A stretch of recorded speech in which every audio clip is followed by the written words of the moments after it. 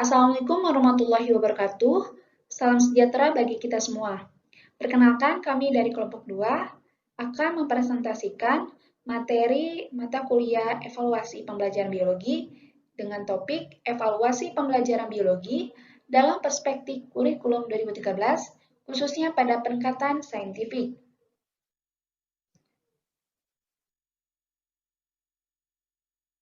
Sebelum memasuki materi, izinkan kami untuk memperkenalkan diri, yaitu anggotanya terdiri dari Makfani Azara Baihaqi, NPM 019, Mailia Zalfa, NPM 032, Sofia Salsabila, NPM 075, dan Ervina Rinka, NPM 086.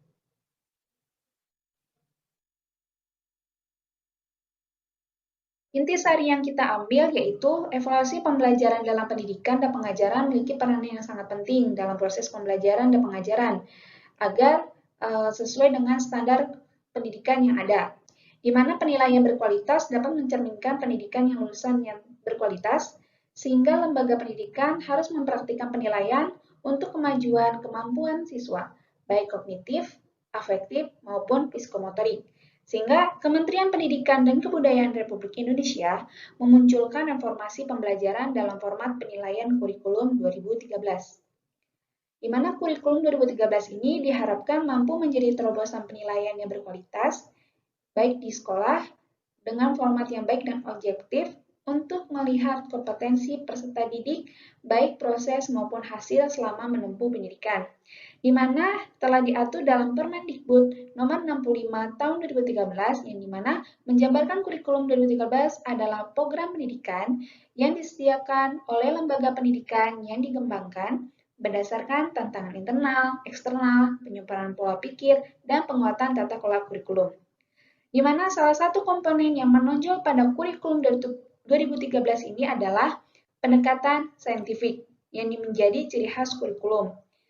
Untuk itu, perlunya pemahaman evaluasi pembelajaran dalam perspektif kurikulum 2013 dalam pendekatan saintifik, baik teori maupun implementasinya dalam pembelajaran.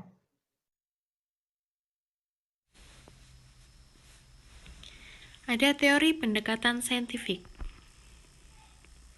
Nah, pengertian pendekatan saintifik itu kerangka ilmiah pembelajaran yang mengadaptasi langkah ilmiah pada sains.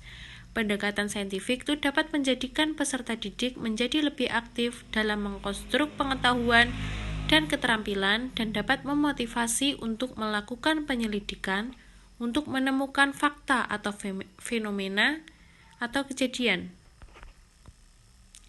Selanjutnya ada proses berpikir saintifik. Nah, ini ada proses penalaran induktif dan deduktif. Proses penalaran induktif ini menempatkan fenomena atau situasi spesifik untuk kemudian menarik kesimpulan secara keseluruhan. Sementara penalaran deduktif ini melihat fenomena umum untuk menarik kesimpulan secara spesifik. Selanjutnya yaitu ada pendekatan saintifik berkaitan pada teknik investigasi fenomena atau gejala, memperoleh pengetahuan baru atau mengoreksi dan memadukan pengetahuan sebelumnya. Kemudian tujuan pendekatan saintifik ini memberi pemahaman pada peserta didik dalam mengenal, memahami berbagai materi pembelajaran dengan menggunakan pendekatan ilmiah dari berbagai informasi yang diperoleh dari berbagai sumber. Peserta didik juga diarahkan untuk mencari tahu akan berbagai sumber melalui observasi dan bukan hanya diberitahu oleh guru. Selanjutnya ada metode yang sesuai dengan teori pendekatan saintifik. Ini ada teori belajar dari Piaget, Brunner, dan Vygotsky. Yang pertama yaitu ada teori belajar Piaget. Nah, belajar ini berkaitan dengan pembentukan dan perkembangan skema. Skema adalah suatu struktur mental atau kognitif yang dengan seseorang secara intelektual beradaptasi dan mengkoordinasi lingkungan sekitar. Nah, ini proses perubahan skema itu disebut dengan adaptasi. Nah, proses terbentuknya adaptasi itu bisa dilakukan dengan dua cara. Yang pertama yaitu dengan asimilasi. Nah, asimilasi ini merupakan proses kognitif di mana seseorang mengintegrasikan stimulus yang berupa persepsi, konsep, hukum, prinsip, ataupun pengalaman baru ke dalam skema yang ada di dalam pikirannya. Kemudian yang kedua yaitu ada akomodasi. Nah, ini pembentukan skema baru yang dapat cocok dengan ciri-ciri rangsangan yang ada atau memodifikasi skema yang telah ada sehingga cocok dengan ciri-ciri stimulus yang ada sebelumnya. Selanjutnya, ada teori belajar Barner. Nah, ini sebagai teori penemuan, maka diharapkan dalam proses pembelajaran peserta didik diharapkan dengan masalah dan melalui pengalamannya, mereka akan mencoba menyesuaikan atau mengorganisasikan. Ada 4 hal pokok teori Barner menggunakan pendekatan saintifik dalam proses kognitif. Yang pertama, yaitu individu hanya belajar dengan mengembangkan pikirannya apabila ia menggunakan pikirannya. Yang kedua, dengan melakukan proses-proses kognitif dalam proses penemuan untuk memperoleh kepuasan intelektual. Yang ketiga, peserta didik dapat mempelajari teknik-teknik dalam melakukan penemuan, kepadanya diberi kesempatan untuk melakukan penemuan. Yang keempat, dengan melakukan penemuan, niscaya akan mendapat retensi ingatan. Jadi akan mendapatkan ingatan di dalam peserta didik. Berikutnya adalah teori belajar Vygotsky. Beranggapan bahwa pembelajaran terjadi apabila peserta didik bekerja atau belajar menangani tugas-tugas yang belum dipelajarinya.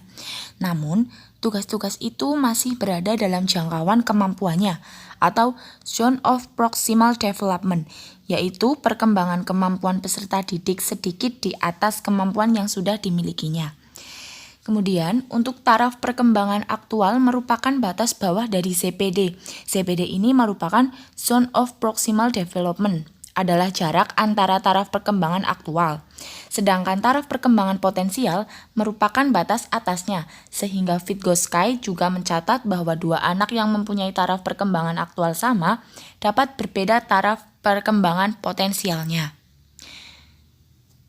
Kemudian, teori belajar Vygotsky ada 2. Yang pertama, tahap pertama terjadi pada saat berkolaborasi dengan orang lain.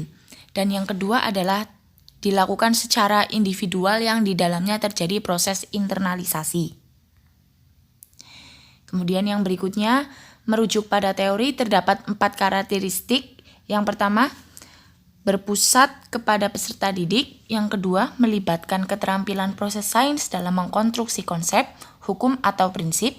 Yang ketiga, melibatkan proses-proses kognitif yang potensial dalam merangsang perkembangan intelek, khususnya keterampilan berpikir tingkat tinggi siswa. Dan yang keempat adalah dapat mengembangkan karakter peserta didik. Kemudian, pendekatan saintifik dalam pembelajaran. Dalam kurikulum 2013, seperti digambarkan oleh Depdikbud bahwa proses pembelajaran dengan pendekatan saintifik menyentuh 3 ranah, yaitu sikap, pengetahuan, keterampilan, yang di dalamnya terdapat produktif, inovatif, kreatif, dan afektif.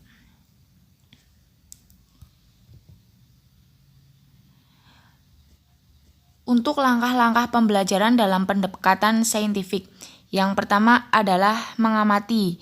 Metode mengamati mengutamakan kebermaknaan proses pembelajaran atau meaningful learning. Yang kedua adalah menanya. Guru yang efektif mampu menginspirasi peserta didik untuk meningkatkan dan mengembangkan ranah sikap, keterampilan, dan pengetahuannya. Yang ketiga adalah mencoba atau mengumpulkan informasi atau data.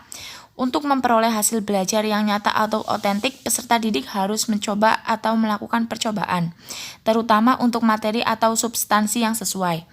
Yang keempat, ada menegosiasi atau menalar.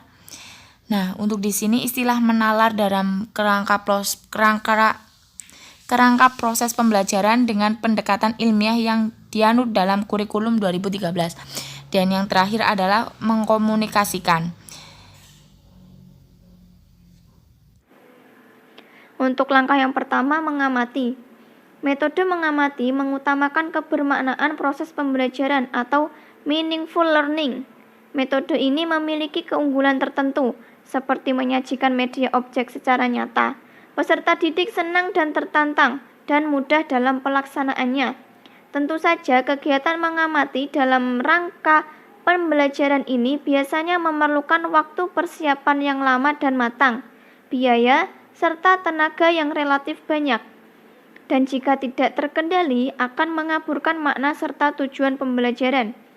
Metode mengamati sangat bermanfaat bagi pemenuhan rasa ingin tahu peserta didik, sehingga proses pembelajaran memiliki kebermaknaan yang tinggi.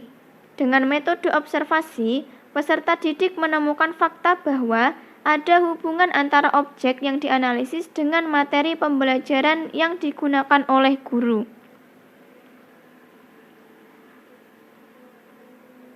Kemudian, langkah yang kedua adalah menanya. Pada saat guru bertanya, pada saat itu pula dia membimbing atau memandu peserta didiknya belajar dengan baik.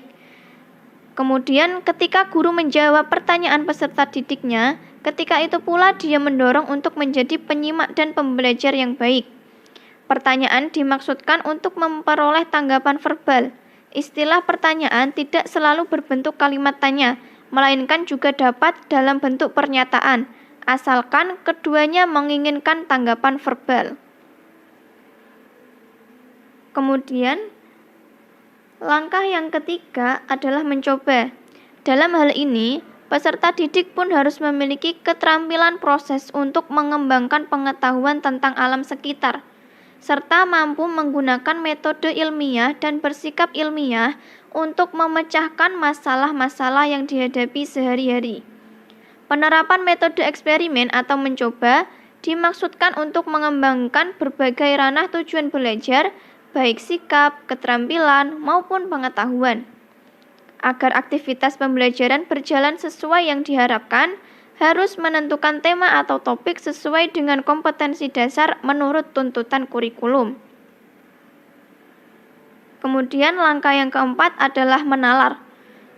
Kerangka proses pembelajaran dengan pendekatan ilmiah yang dianut dalam kurikulum 2013 untuk menggambarkan bahwa guru dan peserta didik merupakan pelaku aktif dalam menalar. Nah, menalar sendiri memiliki arti yaitu proses berpikir yang logis dan sistematis atas fakta-fakta empiris dan dapat diobservasi untuk memperoleh simpulan berupa pengetahuan. Istilah aktivitas menalar pada kurikulum 2013 dengan pendekatan saintifik banyak merujuk pada teori belajar asosiasi atau pembelajaran asosiatif. Nah, pembelajaran asosiasi sendiri merujuk pada kemampuan mengelompokkan beragam ide dan mengasosiasikan beragam peristiwa untuk kemudian memasukkannya menjadi penggalan memori. Menurut teori asosiasi, proses pembelajaran akan dapat berhasil secara efektif jika terjadi interaksi secara langsung antara pendidik dengan peserta didik. Pola interaksi itu dilakukan melalui stimulus dan respon. Sedangkan menurut Thorndike, proses pembelajaran, lebih khusus lagi proses belajar peserta didik, terjadi secara perlahan atau incremental atau bertahap, bukan secara tiba-tiba. Kemudian, langkah yang kelima adalah jejaring pembelajaran atau pembelajaran kolaboratif. Pembelajaran kolaboratif merupakan suatu filsafat personal, lebih dari sekedar teknik pembelajaran di kelas-kelas sekolah. Pada pembelajaran kolaboratif, kewenangan guru dan fungsi guru lebih bersifat direktif atau manajer belajar. Sebaliknya, peserta didik harus lebih aktif. Dalam situasi kolaboratif, peserta didik berinteraksi dengan empati, saling menghormati, dan menerima kekurangan dan kelebihan masing-masing individu. Dengan cara semacam ini akan tumbuh rasa aman dan menyenangkan, sehingga memungkinkan peserta didik menghadapi aneka perubahan dan tuntutan belajar secara bersama-sama.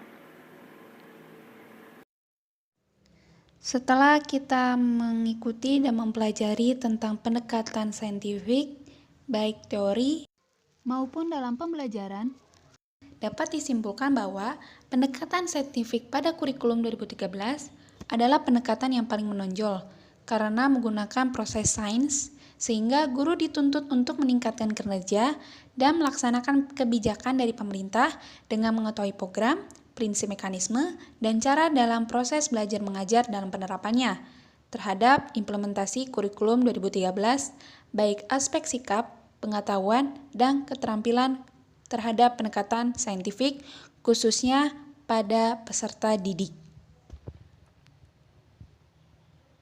Sekian presentasi dari kami, kurang lebihnya mohon maaf. Wassalamualaikum warahmatullahi wabarakatuh. Selamat beraktivitas.